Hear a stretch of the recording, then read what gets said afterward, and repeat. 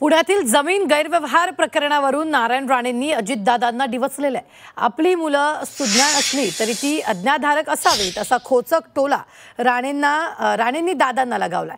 जमीन व्यवहाराबाबत बोलताना अजितदादांनी मुलं सज्ञान झाल्यावर ते स्वतंत्र व्यवसाय करतात, आपल्याला त्या व्यवहाराबाबत कल्पना नव्हती असं म्हटलेलं होतं। त्यावरून नारायण राणेंनी जोरदार टोला लगावलाय। करण्याचा प्रयत्न करणारच तो त्यांचा अधिकार। सज्ञान झाल्यावर ते स्वतंत्र व्यवसाय करतात आणि जो व्यवहार झाला त्याची मला जराही माहिती नव्हती, कल्पना नव्हती।